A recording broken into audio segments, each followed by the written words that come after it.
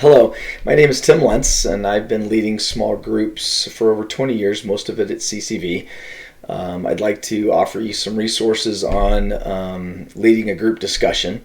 There's an art to reading people and leading discussions, but there are some things to do and to try to get you a little bit more comfortable with this art. So here's some few basic ideas I threw together. I also posted this on YouTube so that you can listen to it on double speed or 1.5 speed, or stop and pause the video to write anything down if you need to. But basically, there are two main issues or difficulties when you're leading groups in discussions, or leading discussions. That's people who don't want to talk, or groups that don't want to talk, and also where one or two people do most or all of the talking during the group. Sometimes those happen simultaneously, both of those difficulties, and they kind of feed off each other and one produces another. But let's start with some ideas for some new group leaders. If you're starting a new group, my first suggestion is to start building a rapport with your group members. And so before you begin a lesson, or when you guys first meet, come up with some icebreakers. They could be games, activities, some starter get to know you questions. And a lot of people sometimes will tolerate these a little bit better in small groups. So if you keep people into groups of 2 or 3, to provide some of these easy icebreaker questions, and then give them a question like, hey, what was your first car in high school? Take a minute or two and talk about it with your partners, somebody sitting next to you. And then you can also have them share later after when they're done talking. Say, hey, what did your partner say their car was? Just in an informal setting. Sometimes that allows and eases people's fear of wanting to speak in front of a group. Also, have some meals together, again, in building that rapport to get everybody to know each other. And you could also play a game or try one of these icebreakers or starter questions. But again, get those starter questions to something that's basic and easy to answer, so people don't feel uncomfortable during that time. But if you're having trouble with people answering some questions once you begin the main lesson, here's some things that you can try. Have them turn to the person next to you. So if you ask a question, hey, what do you think of the point we just made? And sometimes people don't want to answer. So you say, well, why don't you just turn to the person next to you, and why don't the person who is the youngest of those partners go first, or the person who's tallest or who's oldest or youngest or whatever. And discuss the answer to that question, and I'll discuss it with the person next to me, and we'll kind of get back to one another in about 2 minutes. So give them about 1 or 2 minutes, and then once everybody's done, you can ask those partners to share. Can you share what your partner said about why they think that is? Sometimes they feel better sharing somebody else's question, and again, it just gets them talking, get them a little more comfortable. Again, try not to embarrass anybody.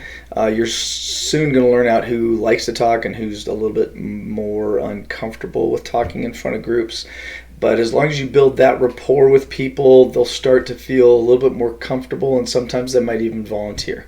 And here's some more of those good practices for helping people to get more lively during the discussions. Before you ask a question, or you can let the group know, hey, I'm gonna ask everybody. Everybody's gonna get a chance to go around. We're gonna do around the table and have everybody give an answer to this.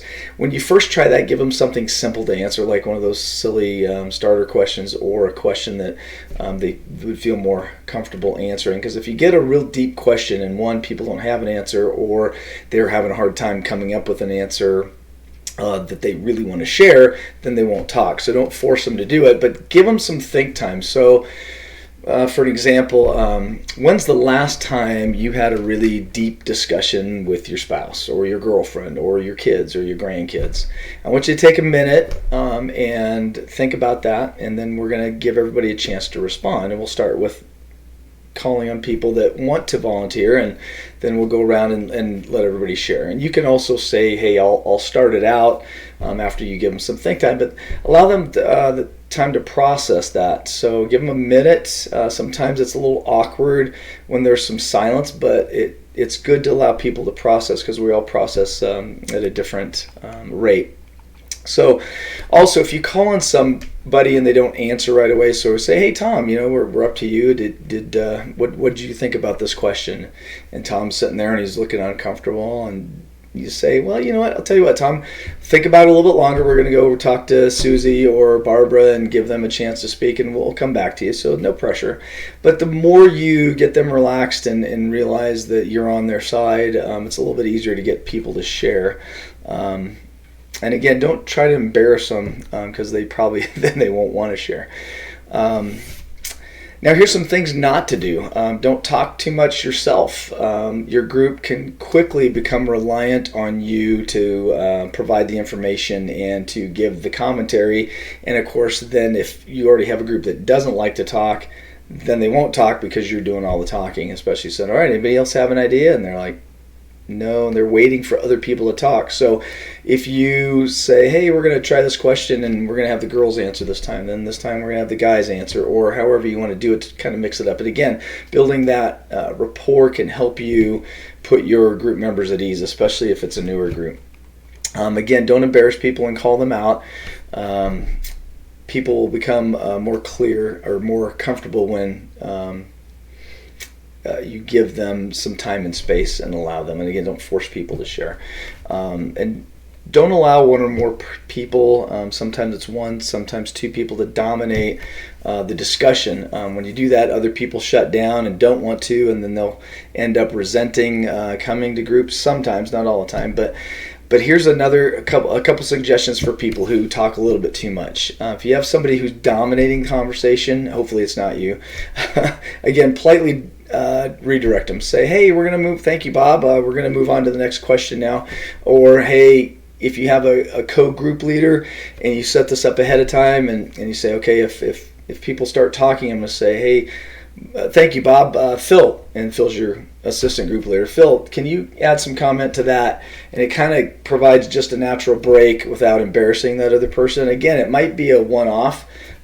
Your first meeting, this person just talks and talks and talks, and the next meeting they don't.